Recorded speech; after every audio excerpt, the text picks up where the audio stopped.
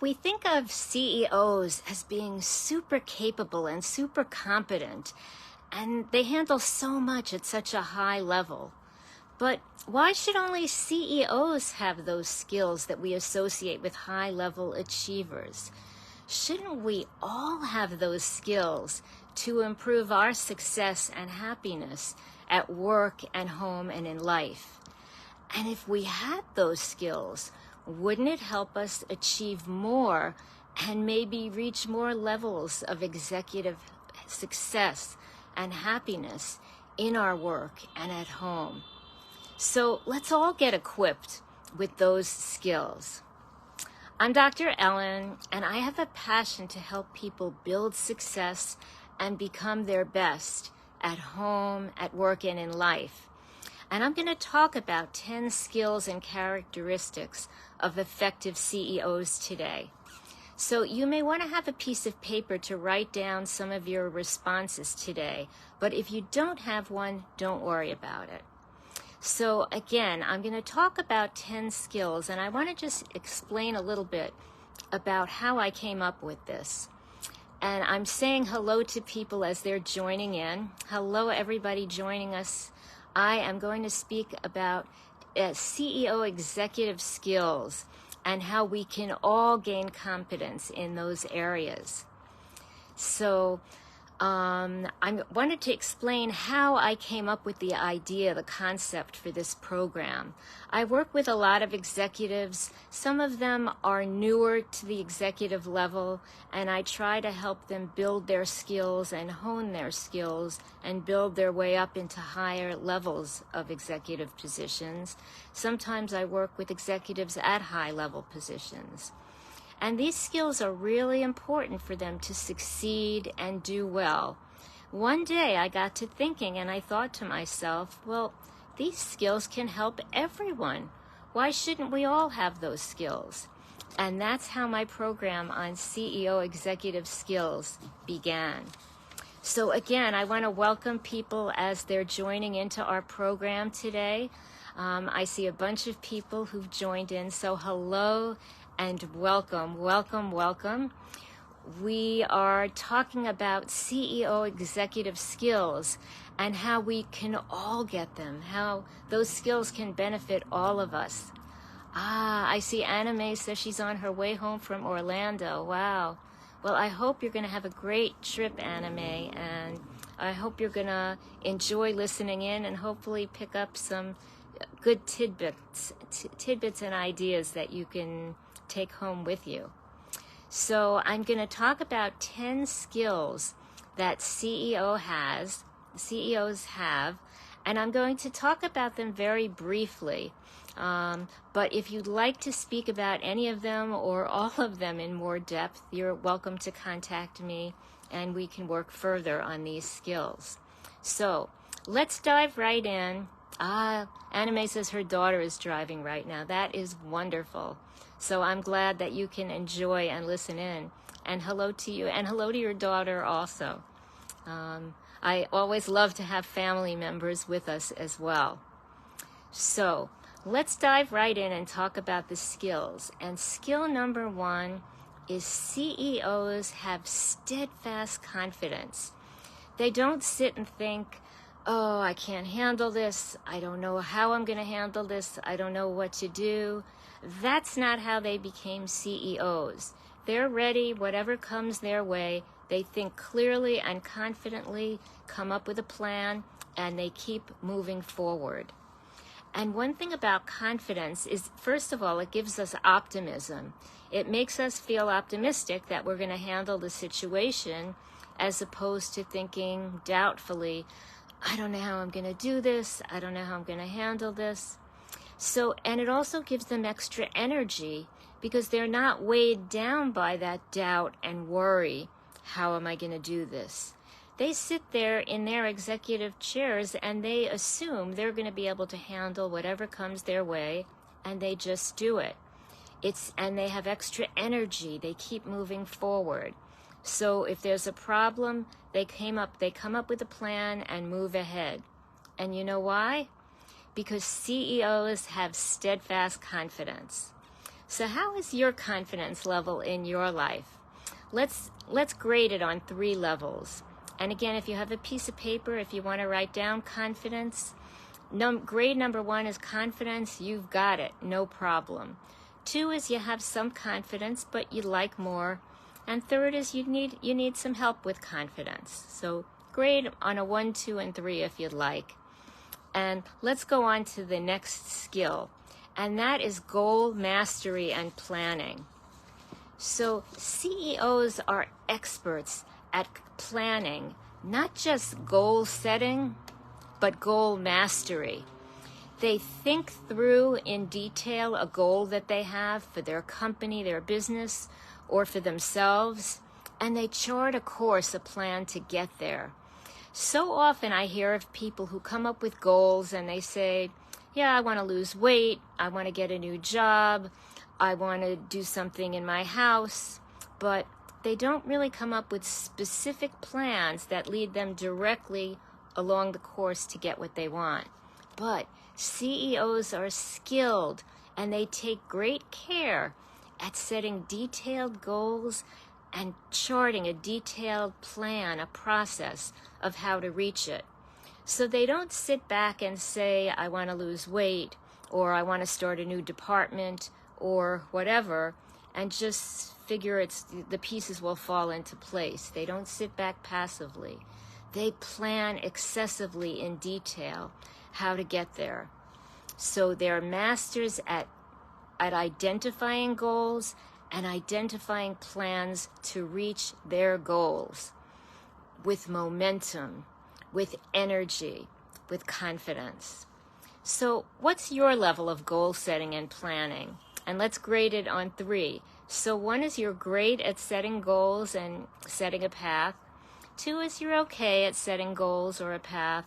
And 3 is you'd really like help to learn more about what I call setting power goals and identifying plans. So let's move on to number 3. And number 3 is focus and attention. Now, CEOs, like all of us, probably have 100 things on their mind, but they're able to focus precisely on the one thing they're doing at any one moment and tune out everything else. Now, I know for most people and many people, we're trying to concentrate on one thing, but we get distracted thinking about all the other things we need to be doing. And that really cuts down on our energy and our efficiency, and it causes stress. CEOs, no matter how many things are on their mind, they have what I call the CEO focus bonus. They are skilled at honing in on that one thing that they need to take care of without allowing distractions in. And to some people, this comes instinctively, and to some people, you have to really work at it and learn it. The good thing is that all of these so far you can learn them, and all 10 of these skills you can learn. So let's think about grading your focus now. Number 1, I may have a bunch of things to do, but I can focus on that one thing at a time. Number 2 is I can focus on one thing at a time sometimes, but I'd like more help. And 3rd is I'm full of brain juggling and I would like to learn to focus better. And while we're talking about focusing, let's go on to number 4, and that is stress management. So CEOs know they have a lot on their plate. They know if they don't have a challenge now, there's going to be a challenge at some point. And when challenges come, CEOs don't get stressed out and again worry, what should I do? They focus, they come up with a plan, and they're able to move forward. They don't live in that stress loop, that stress cycle, thinking with doubt. What's going to happen? How am I going to do this? And all of this stress talk that we very often feel in our lives takes time, takes energy. It takes away from the effort that we can be using towards meeting our achievements. But again, CEOs don't live in that stress loop, and that saves them a lot of time, a lot of energy, and a lot of effort. So living in the stress cycle, I want everybody to know, is really a learned habit. We learn it at some point and we just live it.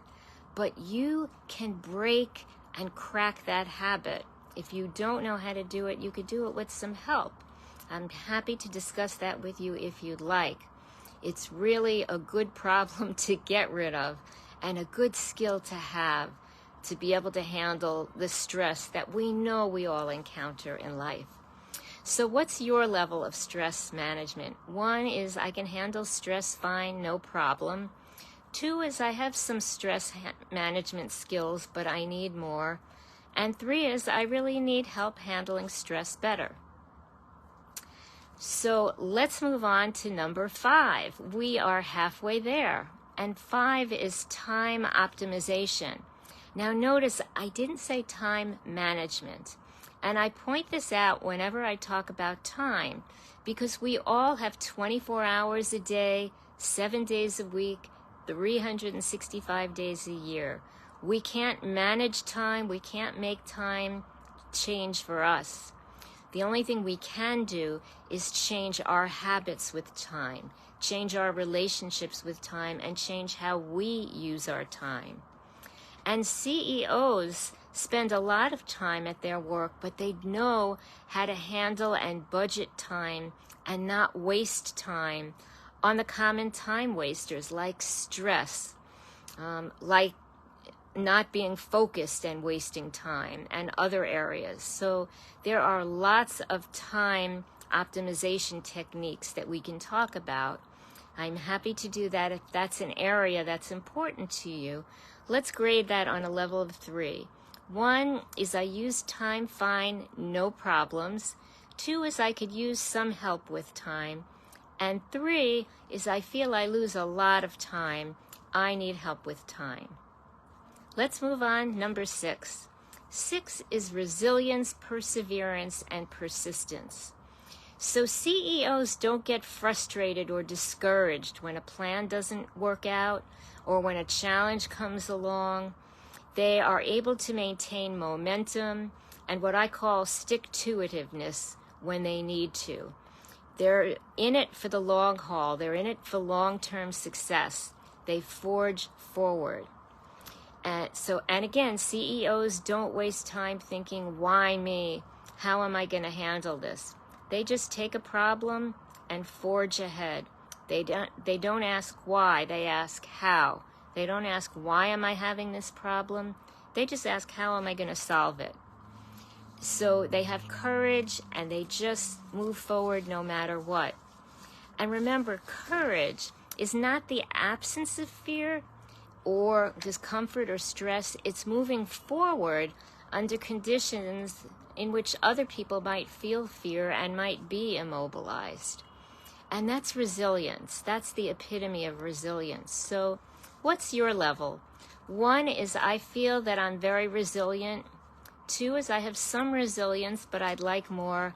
And 3 is I really want to learn to be resilient, to be more resilient in my life. 7 is flexibility and adaptability. We know life changes, time changes, challenges occur. And CEOs, effective CEOs, don't cower when there's a challenge or a change. They can pivot, they can adapt, they can respond to changes and triggers for change. They move forward. A big example was the COVID pandemic, when we needed lots of changes in life and businesses needed to change as well. And the effective CEOs were able to sit back and think, what do I need to do to help my company move forward? What do I need to do to help my workforce? So again, how flexible and adaptive are you when there are changes and challenges in life, in work? So 1 is I'm very flexible. I go with the flow and make changes easily. 2 is I have some trouble making changes, figuring out what to do. And 3 is I really need help. I'd like to be more flexible and adaptable. Number 8 is relationships. So effective CEOs are really good at building effective relationships and with all types of people. Lots of people think you need to be extroverted to do that, but many great CEOs describe themselves as introverted and shy, which they are in some instances. But when they need that CEO skill, they're very good and skilled in working together with people and in building relationships. And of course, in families, we want to have strong, effective, caring relationships as well. There are changes when there are new children in the family, or changes in our family, or in our kids' milestones. There are sometimes changes in our relationships with a spouse or a partner. How can we upgrade our relationship skills for that? Or in maintaining close relationships with our children throughout their milestones. So again, relationships are important whether you're a CEO by title or a CEO in life. So let's rate your skills in relationships. Number 1, I'm great at building and keeping relationships. 2, I'd like to learn more about building effective relationships. And 3, I really need help to build more caring, effective relationships. 9 is leadership. So strong leaders lead with inspiration and motivation. They're role models. And you can think of typical qualities of good leaders in being inspirational, motivation, helping people and inspiring people to be part of their team. And whether you're a CEO of a big company or the CEO of your home, you want to inspire people to be active participants in whatever it is you're leading. So, and I work with executives at large companies and parents who are executives who are CEOs of their families. And these characteristics are all really important. So let's talk about the 3 grades for leadership. 1, I have very effective leadership skills as a role model, leading with inspiration and motivation. 2, I have some skills, but I'd like to develop better skills. And 3 is I really need to develop my skills in leadership. And here we go. Number 10 is here. So 10, CEOs are reachers for help. They don't feel like they need to know everything all the time. They don't feel like they need to know how to handle everything. So CEOs will call in consultants or experts to advise them on how to handle things. If there's an issue in their company, if there is an issue in their personal lives, even to call in somebody to help them exercise, a sports expert to help them in their personal lives or to lose weight. And of course, consultants for all areas in their business. So CEOs, again, are go-getters. They're always trying to up their personal growth, self-improvement. And they don't sit back and wait for things to happen. If there's a problem and if they don't know the solution, they're not afraid to reach out. And so I hope that you are not afraid to reach out as well, and that you always know that I am here for all of you, no matter what. I have a passion to help all of you who are members in our group. So the best way for knowledge to have an impact is to apply it in your life. And knowledge only has an impact if it's applied. So I hope that you will think about those 10 skills that I spoke about today, and think about which ones you have, which ones you'd like to develop, so that you can become your best self and reach your best success in life, at work, and at home. So I don't want you to think, I hope I'll have steadfast confidence someday, or I hope I'll get out of this stress cycle or stress loop someday, or I hope I'll learn power goals and plans someday. Make your someday today and move forward. So look at those 10 skills and think about them. If you'd like some assistance to move forward with any of them or all of them, know that I am here for you. Feel free to reach out for a phone call with me. I am happy to discuss them with you. And again, we shouldn't have to be CEOs of companies to have all those skills that lead to success and happiness, in our lives. Think of how you can up your game and up your success if you had all these 10 skills. It can really be a game changer. So as always, I love sharing empowerment strategies that can change the games that we are in and the work and lives that we lead. So again, join me next week at this time for another topic of empowerment and building success. I hope this was helpful. Again, feel free to reach out to me in the phone number in our group to schedule a phone appointment with me. I wish you all strength and confidence and empowerment, and I look forward to seeing you in the group during the week and next week in the same place.